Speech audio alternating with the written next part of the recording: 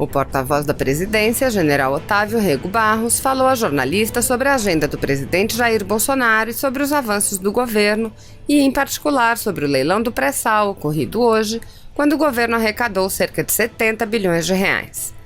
Dentre os pontos da agenda, Barros relatou que o ministro da Defesa, Fernando Azevedo, atualizou o presidente sobre a investigação das manchas de óleo e o secretário especial da Previdência, Rogério Marinho, falou com o presidente sobre o programa Verde Amarelo, que será divulgado na próxima segunda-feira e visa reduzir os custos de contratação de jovens e mais velhos, garantindo a todos os direitos da Constituição, além de medidas de incentivo ao crédito para pessoas mais pobres, entre outras iniciativas.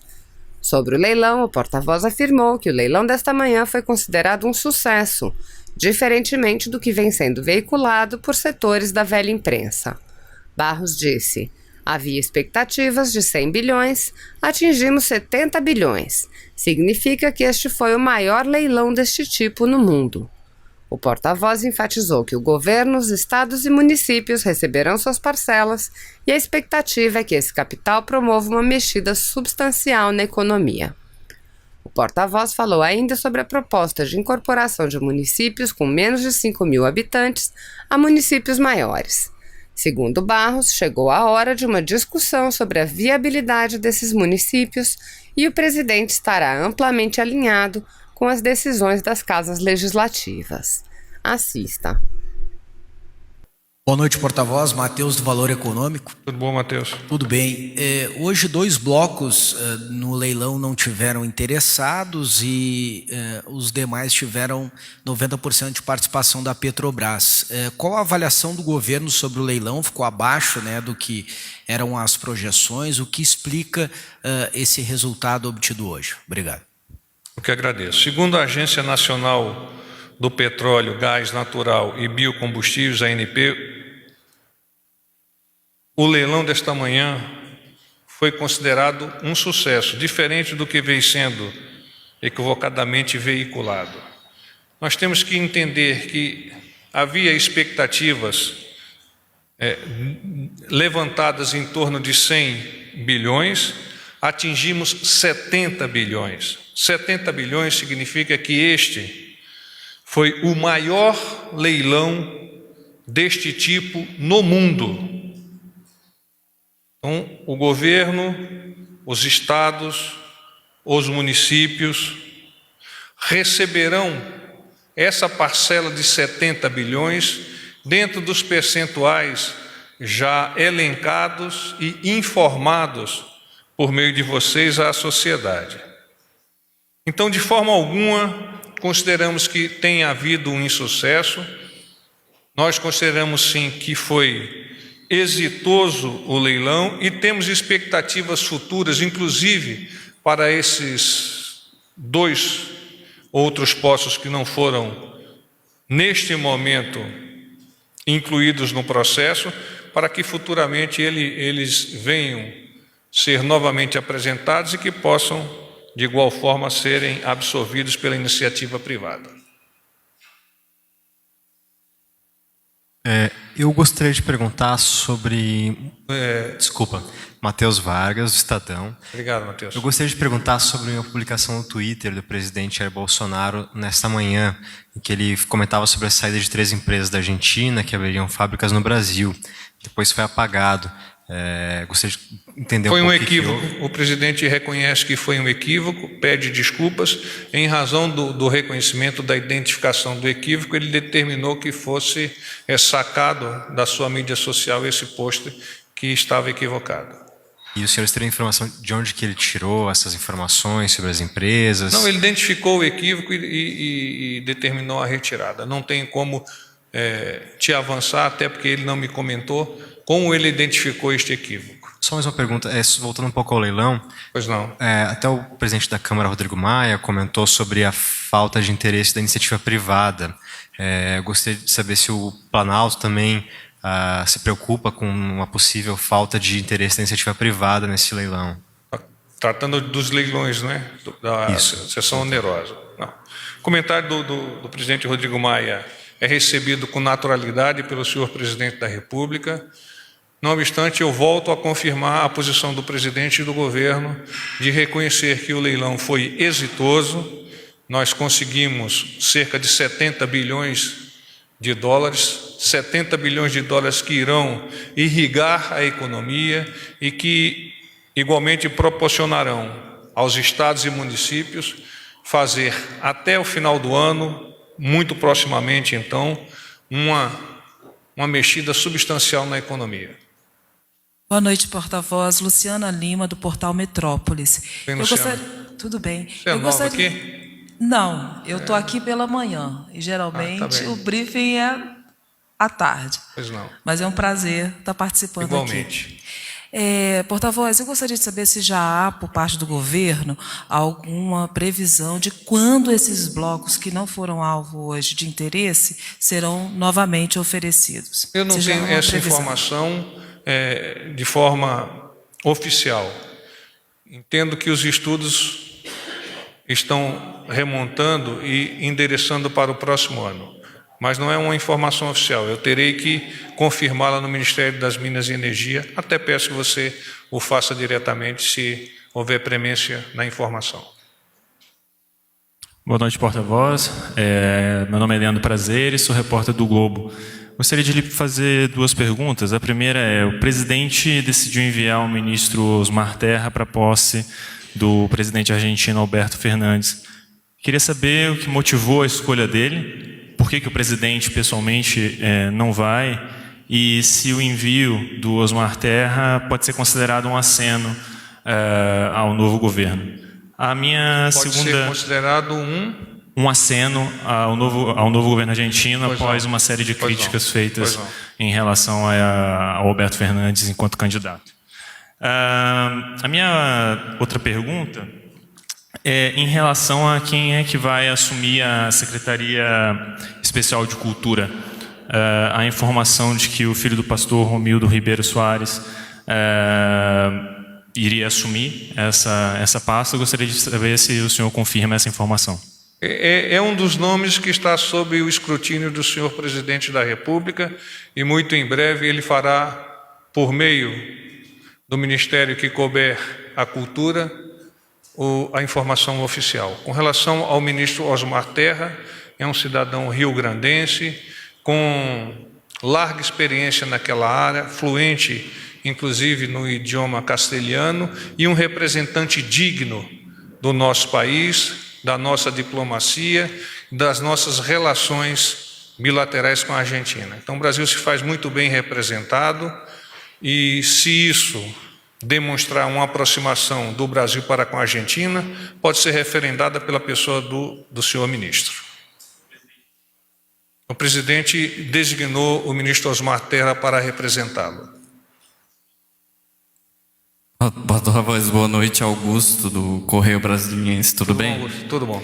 Então, porta-voz, hoje de manhã lá no Palácio da Alvorada, o Bolsonaro falou com alguns eleitores sobre a possibilidade de fusão de municípios que têm poucos habitantes e não produzem muito, e ele soltou a frase de que é o povo que vai decidir isso, não vai ser nada imposto.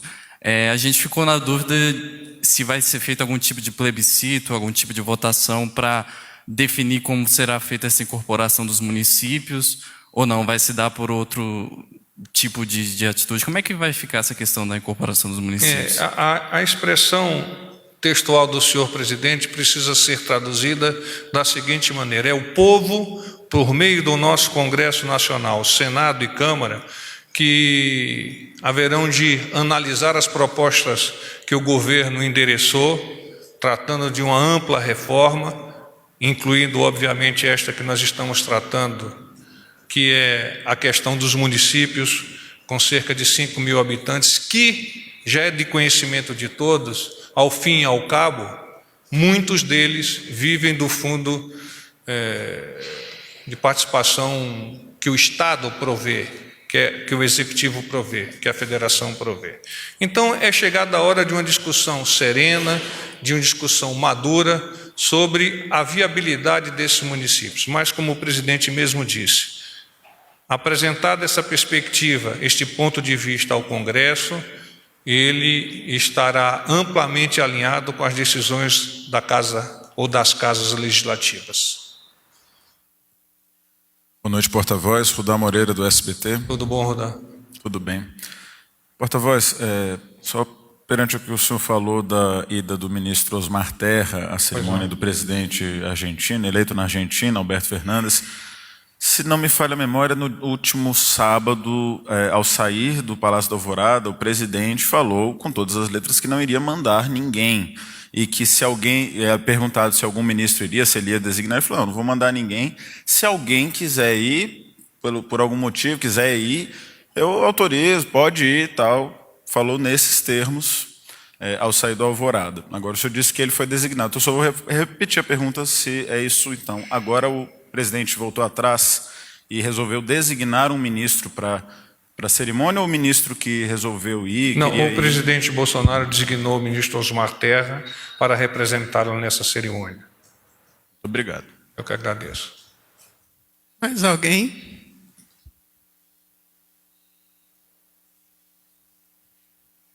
Boa noite, porta-voz. Eu queria saber se já tem alguma... Flávia da Bloomberg. Tudo bem? Queria saber se já tem alguma definição sobre uma possível viagem que o presidente faria aos Estados Unidos no final desse mês. A viagem aos Estados Unidos, de momento, ela está cancelada, em razão de dificuldade da agenda do senador que o convidou para o evento lá na Flórida. Então, nós estamos, nesse momento, com a viagem em suspenso. Porta-voz, novamente, Leandro do Globo. Eu queria voltar para a questão do envio do ministro Osmar Terra para a Argentina. E complementando a pergunta do colega, o que motivou, o que fez o presidente recuar e voltar atrás em relação à decisão de enviar um ministro, sendo que há alguns dias ele disse que não enviaria ninguém? O que fez o presidente recuar? O presidente identificou, na pessoa do ministro Osmar Terra, um ente do governo que bem representará o país naquela cerimônia que é importante para o relacionamento dos dois países. Ele está pedindo o microfone, por favor. Mas, porta-voz, a época da declaração do presidente, o ministro Osmar Terra já era ministro. O presidente não identificou naquele momento, não identificava naquele momento que o ministro Osmar Terra era esse representante digno de ser enviado. O que fez ele mudar daquele dia em que ele disse que não enviaria ninguém para esse momento em que ele faz essa designação oficial? Eu reafirmo que o ministro Osmar Terra é o representante adequado segundo a ótica do presidente, especialmente não tenho como avançar, se é que é necessário avançar, qualquer possibilidade de mudança. Quer dizer, o processo decisório do presidente ele é continuado e analisado com base nos assessoramentos dos seus vários ministros e daquelas pessoas que estão no seu entorno. Mais alguém? Porta-voz, eu tenho uma dúvida. O presidente hoje também na Alvorada, sou Matheus Vargas do Estadão, o presidente hoje na Alvorada, ele disse, não deu para entender muito bem para os apoiadores, que talvez ele estivesse em Lima, no Peru. Ele já está fazendo estudos no sentido de apreciar a final da Copa Libertadores. da Conmebol lá em Lima, mas ainda não está decidido.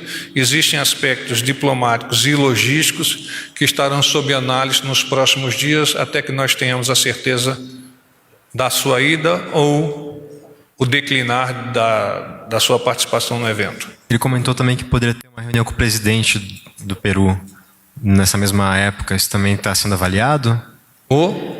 O presidente, para os apoiadores também, ele deu a entender que talvez estivesse avaliando uma agenda com o presidente do Peru. Não. Primeiro vamos definir se ele vai, e a partir dessa definição, entrando os aspectos diplomáticos, naturalmente uma agenda far-se-ia interessante para os dois países. Mais uma dúvida. Ontem e também hoje, ele comentou também com apoiadores em frente ao Palácio da Alvorada sobre mudança em regras para garimpo. Ele disse que até receberia... Isso está sob análise do Ministério do Meio, Ministério das Minas e Energia. Ele me comentou, de fato, ter vocalizado essa essas questões referentes ao garimpo. Parece-me, inclusive, que havia um grupo de garimpeiros hoje na saída do Alvorada. Então, sim, ele persevera na intenção de pedir para que o Ministério das Minas e Energia faça estudos no sentido de viabilizar algumas das demandas que os garimpeiros, esses trabalhadores, vêm apresentando ao governo. E ele determinou alguma específica, por exemplo? Não me tratou especificamente, não. Está sob a batuta, sob o condão do Ministério das Minas e Energia. Ele quer que se mude regras, por exemplo, sobre queima e destruição? Não me tratou especificamente, pontualmente, quais venham a ser essas regras. Está sob análise do Ministério, e quando o Ministério estiver findado o seu estudo, ele vai apresentar ao presidente, o presidente definirá quais e quando, se assim o considerar. Uma última dúvida, prometo. Sobre a questão do pré-sal, do leilão, enfim. Eu queria saber se o governo, talvez até com o resultado de hoje, possa começar a avaliar, apoiar mudanças em regra de preferência à Petrobras, na exploração de alguns campos. Não há tempo hábil entre a finalização do evento de hoje, o leilão da sessão onerosa, e eventuais estudos de mudança na formatação. Razão pela qual eu gostaria de não tecer comentários.